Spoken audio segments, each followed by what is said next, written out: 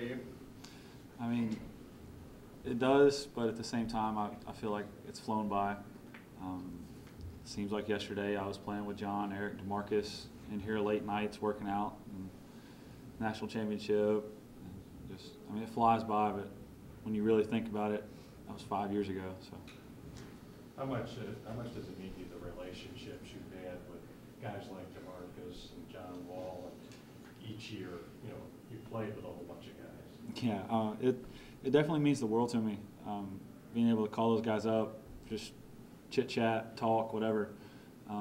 Need something basketball-wise, or just talk to them how they're playing, how they're doing. I mean, even outside of basketball, I mean, the guys that I've met around here, I mean, media guys, different people around the program. It's good to connect with people, and I don't think that the fans understand that part of it. What do you see as a guy who's seen every team that has played for Cal? What do you see in this group, and what signs do you see that maybe this won't go the way last year went? Well, we've met with each other a lot. I mean, both as a team and then individual subgroups. I mean, with Cal, without Cal. I mean, it is kind of us against the world now. I mean, it's on us. It's not on anybody else. Kind of got our backs against the wall, fighting the way that we need to. Cal was saying a moment ago that he's still trying to decide whether to be a hard ass or whether to be a coach's player, go easier or lighten the mood somewhat. What do you think you guys would respond best to at this point? Whatever works. I mean, honestly, it's not anything that he can do. It's the way we take it, the way we take the messages, and the way that we play. He's not out there playing for us. He's not in between the lines. He can only do so much. Once you step across, there's no turning back. You just got to let it loose and play. What's the difference between the Kentucky of the first 30 minutes against Florida and the last 10 minutes against South Carolina, and all these other less consistent moments you're seeing? I don't know. I mean, it's the same team. It's just a different mentality, and I don't know what the mentality is and how it changes like that. Did you grow up wanting to play for Kentucky, John? Is that just consumed with it? I did, and I mean, to a certain extent, I did. I mean, I've told you all before. I mean, once I started getting recruited, it just became another school, and then, I mean, Kentucky turned out to be the best fit for me, my family, and where I should go, and now I'm here.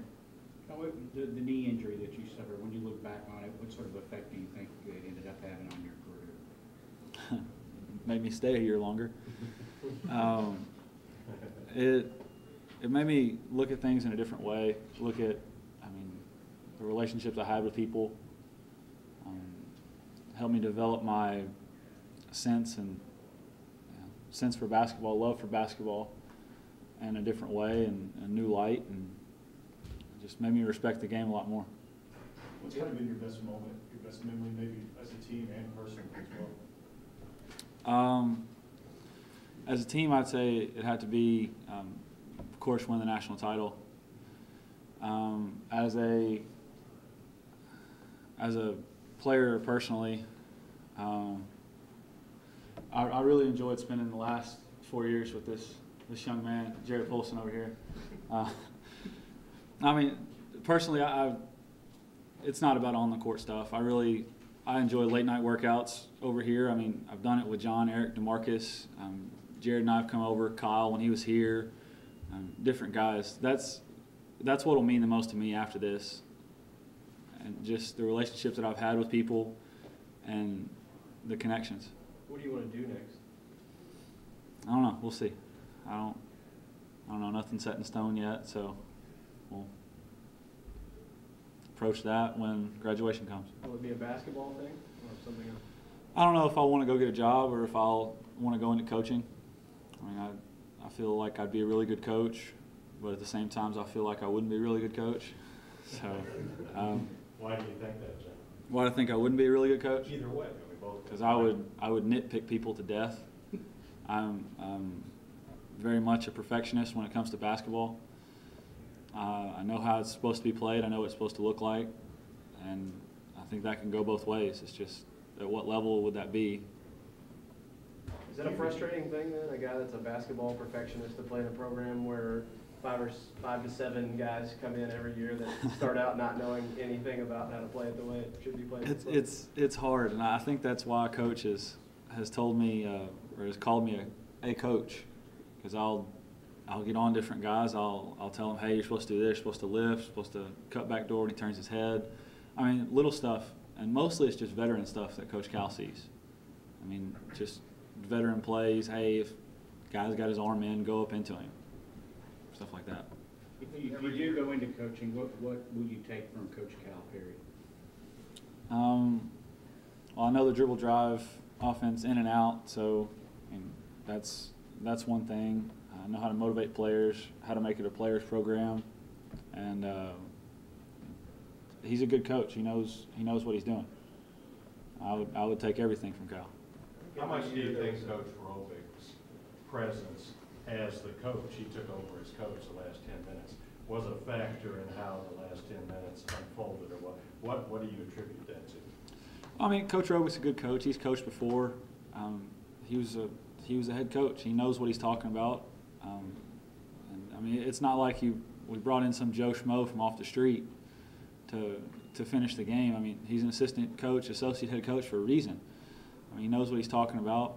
I don't know if that affected the game or anything, but it was, I mean, new light, fresh air, I guess. I don't know. I think every year in preseason you got asked, did you think about going somewhere else where maybe you'd play more and shoot more and do all that sort of stuff? Any regrets if you get to the end of it that you didn't try that? No regrets at all. I wouldn't trade this for anything. I mean, my experience in my 5 years here have been the best time of my life, and just, I don't know. I guess it's kind of hitting me right now that it's coming to an end, but oh well. Would you look back on the Mississippi State game with a lot of fondness? I mean, that was you played a key role in that. I mean, it doesn't really matter what role I played. A win's a win. I played 5 seconds in the loss against South Carolina. It was a loss, so that'll haunt me. It was a loss. I mean, the games that I don't play in, we lost. We won. I mean, I'll still remember those the same way. You think you'll look back in like 5 years and see all these guys in the NBA that you played with and really reflect and be like, well, that's amazing that I was able to play with all of these guys? Yeah, hopefully I'm sitting in whatever arena they're playing in thinking that, and call them up, get some tickets. But I will. I'll keep in touch with every guy that I've played with here. I mean, NBA or not. I mean, I'll keep a good relationship with Coach Robick, and we've always had one, and I'll see where I go. John, what do you think? You've seen behind the curtain. I think I asked Jared the same thing. What's behind the curtain that maybe most fans don't realize or appreciate?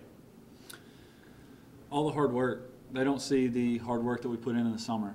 I think some fans think that we just go home and take a break all summer and don't do anything and just sit there. No, we're here, we're running. I mean, constant workouts. We do late night workouts with different coaches, weightlifting. I mean, they don't see all the hard work.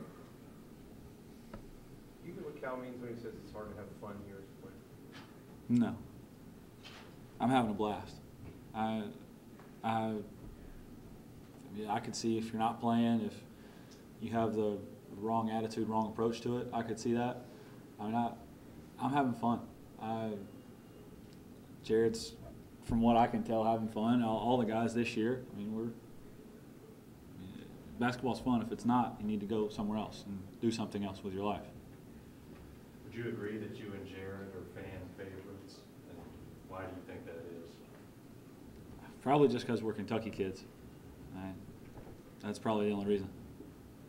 You like the song? The song. It's just your name over and over again. The students. Oh, the band? Yeah. It's hilarious. I didn't realize what they were doing till like 2 or 3 games after they started it last year. It's pretty funny. Are you most likely to cry? Last question. Are you most likely to cry? Jared said you would. No, that's Jared. No. Honestly, I don't think either one of us will cry. we'll be happier. I mean, we won't cry.